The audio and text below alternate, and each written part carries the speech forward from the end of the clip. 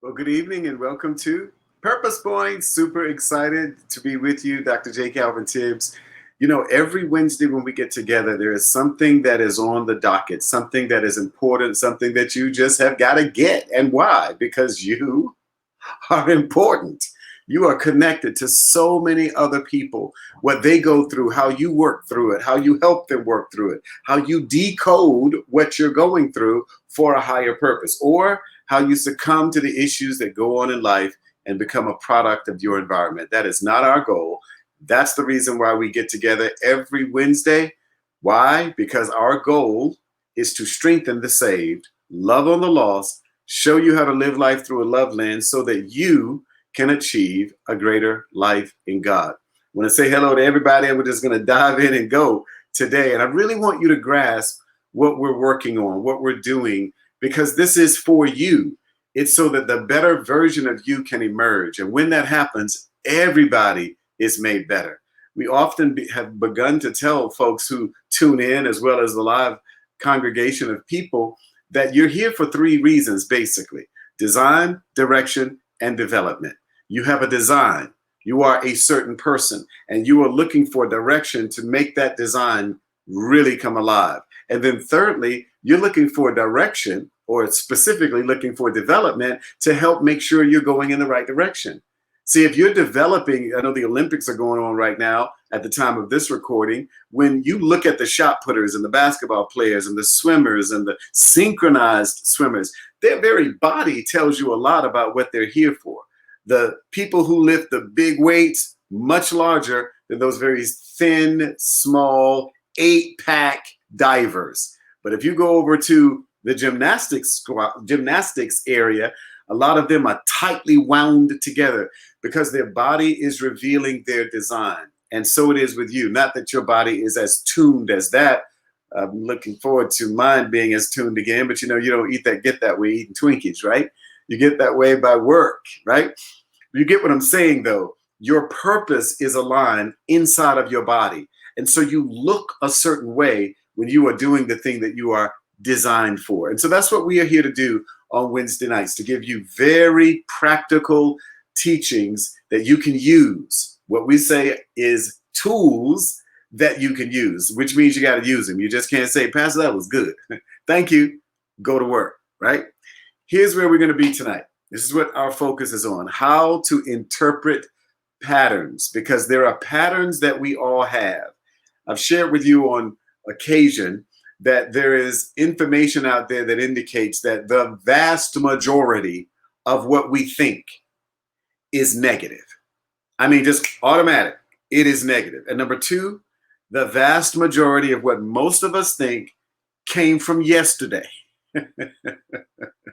So if 85% of your stuff, your thoughts, are from yesterday, and 95% of those thoughts are negative, it's no wonder that people think it's a jungle trying to make it over. You know that Curtis Blow song, it's like a jungle. It's like a jungle sometimes. It makes you wonder. It shouldn't, but it does sometimes. How you keep from going under. Ha, ha, ha, ha. I'm trying not to lose my head. I forgot the rest. But anyway, it was way back in the 70s, 80s, I think it was, when that came out. Great song, but the point of that song is the jungle is the environment. It's Egypt. It's the world. It's darkness, right? We live in darkness. We live in a place that has to be lit. That's why when Jesus came along and said, you are the light of the world. You are a city set upon a hill. Why is that important to even discuss? Because there's darkness in the environment. And if darkness continues or persists, then the light gets snuffed out. And that's a problem. And the only way for that to work is for your light to be put under a bushel, under a table. And there is a parable that says, nobody does that. You light a lamp or a light to be set in a position for all to see. People in the valley, people on mountains, hills, people on the same plane as you. You, my friend, are a light. And you were not designed to take the bad things that occurred and the issues that go on in life and just bury yourself underneath the barrage of the Egyptian way of living. And I'm not talking about the culture there. I'm talking about the concept metaphorically. You were designed to shine. In fact, I love somebody who said the other day, your dream needs some steam. The steam that comes off of your dream should find you on the move. You might hit some things and have to slow down or start all over, but in the end, there's some steam to your dream, and you got to keep that thing moving. And the reason you have to keep it moving is because of you. Your victory is on the other side of that. Your family gets the benefit, your friends get the benefit, and people you do not even know. And so our desire is to make sure you go higher by giving you tools you can use. So let's look at this again. How do you interpret patterns? I've been recently in conversations with people who, when they go through obstacles, there seems to be a second one followed by a fifth, followed by a ninth. And by that time, all they can think about is how hard it is to keep going. They're not even concerned about the fact that someone just gave them an answer, because they are rich, if you will, in the experience of how bitter that thing was. Now, I'm not trying to take that from you nor from the person. I'm just saying, as I saw this happening in a class, it was difficult for the individual with the help to get the person's attention who needed the help, because the pattern hadn't yet been interrupted.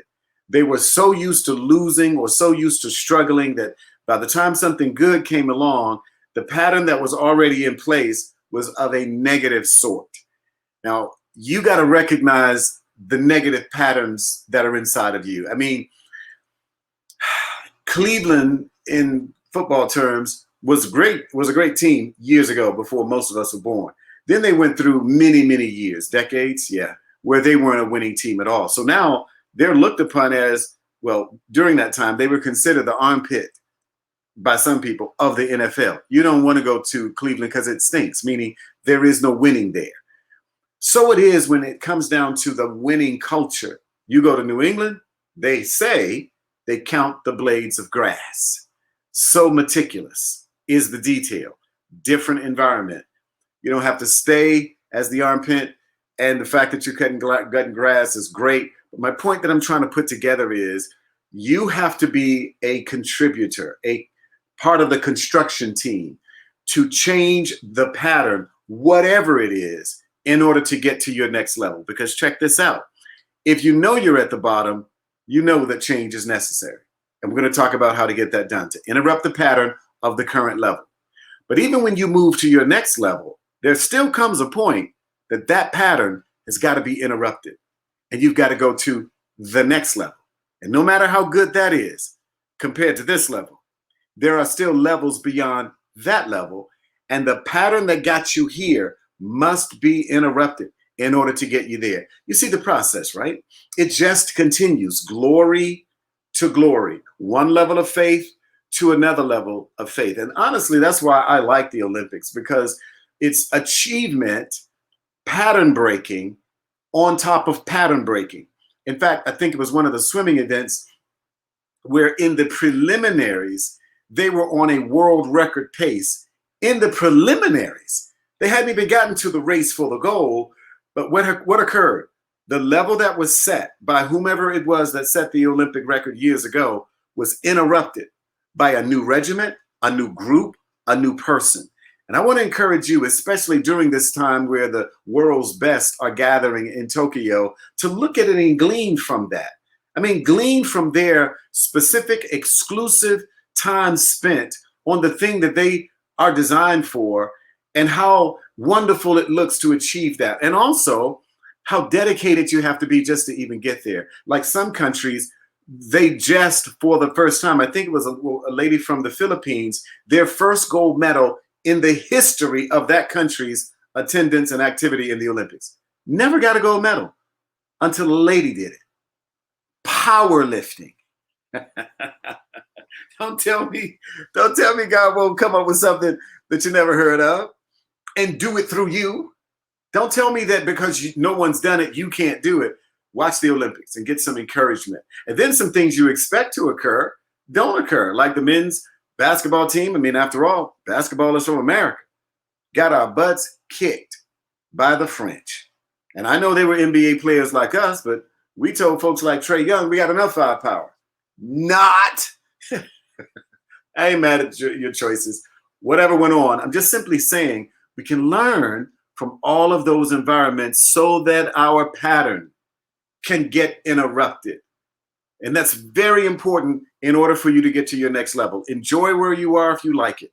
But at some point, the pattern of that level of success must be interrupted in order to give you a new pattern. So how do we get to that point? Well, I gave you a simple answer there, and it says that no plus what equals a new pattern. No plus what equals a new pattern. This is how it basically goes. Check it. We all analyze our world from our lens, which is created based upon how you view the world. How you view the world has major components to it. The very simple parts of it is, I'm going to say, the hidden assets inside of you are always looking at the world through some kind of view. Say that again. The hidden assets inside of you view the world based upon what's inside of you. Okay, so those hidden assets are creating responses from your mind. That's where the processing takes place. Through your will. That's a whole another other. Through your memory. Through your imagination. What should it be? Through your emotions. How do you feel about that? So when you put those three things together, how you understand or interpret, I'll just say, the world around you is very customized. Now, what we want to do is create patterns that are predictably superior than the ones we used to do, because most of us wake up with yesterday's thoughts. Most of those thoughts were negative. And if we're not careful, it becomes the same old on automatic because we live in a fallen world. So in order to break that pattern, we have to interrupt, and that no is the first level of it. And so it goes something like, remember, and I love to use the scripture because it's logotherapy, right? The logos, it's the written word. It's right there in the verse that Jesus was opposed by Satan. And Jesus said, no. First pattern interrupt. Satan had it going. Jesus said, no. How did the no come out? By what he then said was written. That's your what. In other words, if you agree with the thoughts of your past, if you agree with the thoughts from, as Gary Keesee calls it, the earth curse system, if you agree with the methods of how things get done because everybody's doing it, if you agree with that, you just gave the pattern a yes. You give the pattern a yes, then there is no interruption in the pattern. There will be no change. But when you say no to where you are, like even eating habits, some of you perhaps need some new ones, some different ones, some better ones. In order for the new to come, the current has got to be told no. No more eating 4 and 12 pieces of whatever. No more eating at this time of night. No more. You got to say no. You have got to say no internally. When you say no, the pattern gets interrupted. And guess what it's waiting for? The next instruction. I tell you, I've seen people, I know a person personally who lived in South Africa. And years ago, he was being stormed or charged by, I don't know, a 15-foot bull elephant, tusks in tow. He was going to be killed and mauled and then probably eaten by who knows what. But suddenly there rose up in him, no! And when he did, that elephant came to a halt and walked off. See, no works. No works because no is a declaration. And when you say to yourself, we're not doing that anymore. We're not going from bad relationship to bad relationship. We are not going from one level of depression to another level. No, not doing it. When you say that and you believe that, the declaration is out. The pattern is interrupted. And now the new pattern is waiting for instructions. And that's your what? Jesus, in his context, said, man shall not live by bread alone, but by every word that proceeds out of the mouth of God. The next one was, or the last one was dealing with worship. Don't tempt the Lord was the second one. You put that all together, you're now creating the narrative for the course. This is another way to say course correct and narrative protect. When you protect the narrative, you'll protect the course. If the narrative is not protected, the pattern is not interrupted. I hope you see that. You got to be this way with anything you're trying to do to create a new thing that is opposed by failure, time, busy, scattered, whatever that is. You got to say, no, this is what we're doing. The new pattern is waiting. That's the way you get this done. All right, let's move on to this next part. And I hope you're getting this. I will jump over there and see how you're doing, but I need to keep moving to the next one. Because ultimately, when you analyze why you are in the pattern that you're in, you have to start every analysis according to Viktor Frankl. And Viktor Frankl is a leading Harvard authority long before he went to Harvard, because he was a Holocaust survivor. His wife got killed. His parents got killed. His family got killed. He found himself alive, and he had to discover meaning. At the time, the clinical psychologists of the world had a completely different methodology about why people do what they do. When the Holocaust survivor, Viktor Frankl, got free in America and then began to talk about the process of change, he said, essentially, every problem must be analyzed starting with meaning. Go back. Your pattern that needs to be interrupted for your next level to break through, it has to be analyzed through the lens of what does it mean? See, we are meaning-making machines. Our mind makes meaning on automatic. I'll hear all those M's in there. Ma. We are designed, ladies and gentlemen, to make meaning. And here's the challenge. If you do not make meaning, you will keep the problem. All right. On Sunday, I shared with our congregation that my tooth was hurting, and it was. It was not the tooth I thought, which is a whole other reality check. That sometimes we think it's this, and it's really something else. Sometimes we think the problem is money when the real problem is vision. And you can go down the list and pull those things out. I'm trying to convey that when I put it all together, I made meaning out of what that little infection was that the dentist found. It meant to me that it wasn't just a very small, literally fingernail size issue.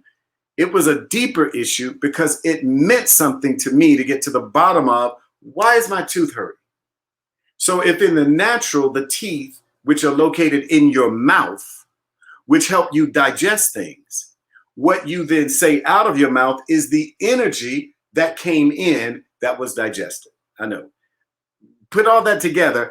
As a man thinketh in his heart, so is he. Okay? So if in my thinking, there are things that are minor, even to the point that I don't notice them, minor to the point that others don't notice them, minor, but it requires an x-ray to be seen, to me, that's spirit realm stuff. So I'm like, what is going on? And so I began to contemplate, and I didn't have an answer at the time of the message. After the message, I began to get what the Lord was saying to me, minuscule, because I had to find the meaning. You got to find the meaning for why you keep finding yourself at this point, whatever this point is. What's the meaning? And don't go and leave it at God's trying to tell me something. He's always telling us something. What do I need to improve upon? Okay, because we got to break through to get to the next level. What do I need to improve upon to get there? So I ultimately, in a conversation, heard myself say, I need to vet the words that I speak. And when that hit, I was like, whoa, that's absolutely right. Because I generally, as a former military person and a man who just believes that the Bible says what it says and it means it, like, if you want to really be mature, you govern your tongue. So I don't go around talking about people. I don't go around, just flippantly saying crazy things, not generally, okay? But something must have been said enough times in enough of a substantive way that it hit the radar, but not my awareness. Didn't hit the awareness of other people that I'm aware of, but it hit God's awareness. And since I say things to him like, I really just want to do what I'm here for. I want to do what you put me here for. And since I do mean that, and he means that, he's glad because he has a willing participant. Then at that point, he pointed out there's a small thing that happens. It's the intention, or better yet, it's the vetting of the words that you speak. You need, because God won't, his word already has vetted it. You need to vet the words or the thoughts that come to your mind before the words come out. And again, I thought I was doing that pretty good. I might have been compared to you or her or him or them, but not in accordance with my design, not in accordance with your design. And you really want that little thing taken care of down to the nth degree, if you can. And when I found that out, I was then having a conversation with someone else like 2 days later. And I then remembered that the Lord on one or two occasions had to tell me, don't say things in this vein to people or to this particular individual, basically because I say so. No arguing, no cursing, no crazy. But I knew you just need to relax. You need to chill. Because see, where I came from, everything was a competition. And I already told you all that, so I'm not going into it. So the competitive nature does not need to enter in unless it does. Basketball game, football game, whatever we're doing. But in general, especially for a person who knows their purpose, I knew I needed to hone that down.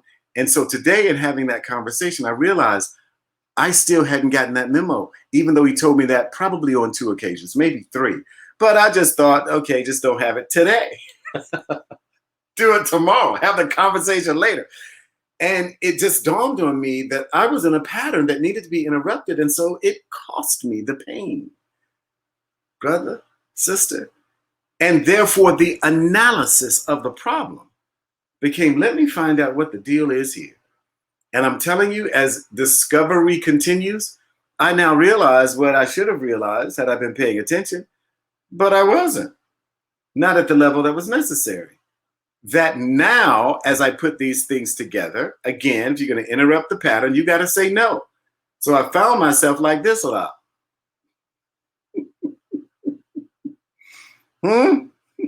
And this is not with people per se, anybody or any group. I'm just saying, he's talking to me. I don't know what he's saying to you that needs to interrupt the pattern. But for me, I got to say no. No to what? No to that thought that's not even necessary. It ain't even necessary. You don't have to be right on everything. You don't have to be whatever, or you don't. So knowing what equals a new pattern. The analysis of that was the pain caused me to look for the problem, which, here you go, made me look for the meaning. And so now I deduce, I reckon, I put together, I conclude that verse that says be slow to speak actually applies to moi. And again, I'm not I promise you I'm not. What you see is what you see. I mean, certain things get me more passionate than others, but I'm just saying, as a human who has this responsibility and that responsibility and that purpose connected to this group and to I have got to be what he needs me to be, and it requires me to look at the meaning of a thing. It requires the same of you, my brother and my sister. It requires the same thing of you. You got to look at it. You can't be certain places. You can't do certain things, and it has nothing to do with religion. It has to do with the relationship, again, Olympics. Think Olympics.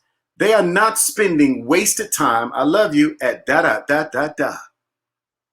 Nor at the other place, we've got the meats. They're not spending time there. Why? Because what comes into them does not mean anything good in relation to their physical training. It doesn't mean anything good. So they have to do what? Apply the principle. No plus what equals a pattern interrupt.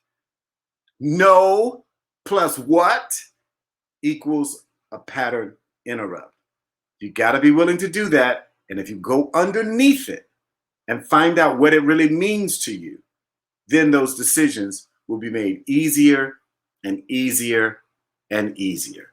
Analyze the problem by looking for the meaning. This is the reason why I think her name is Ledecky. I think first name is Katie Ledecky. But anyway, had never lost.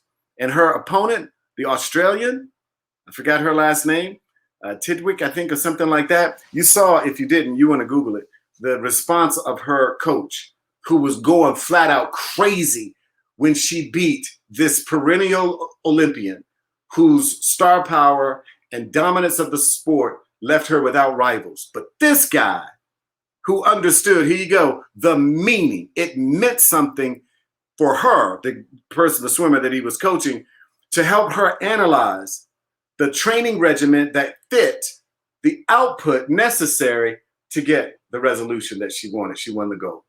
She won the gold, and he went slam crazy. It was a great thing. It wasn't country against country. It was will against will. It was achievement against achievement. It's personal best. Remove all the others. It's what is your best. If you analyze you, why are you here? What do you even mean?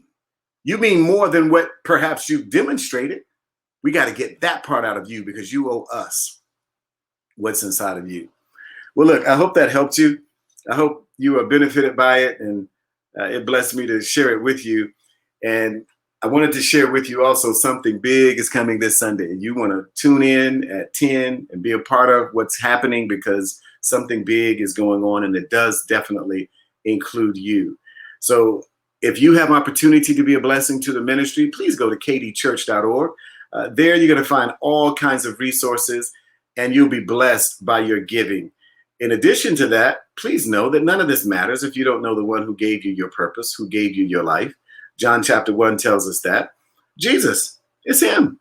Yeah, surprise, surprise, it's him. He loves you enough to save you, to give you salvation, inspiration, and purpose. And my declaration over you is that you'll take advantage of that by asking him to come into your heart if you have not already. And if you have, wonderful, wonderful, wonderful. We want to fellowship with you. And part of that fellowship is connected to your texting us the word welcome to the number at the bottom of the screen, 770-308-8864. If you don't know Jesus, ask him to come into your heart. How do you do that? Like this: Jesus, come into my heart. Do you believe that? If you don't believe it, don't say it. If you do believe it, say it. Jesus, come into my heart.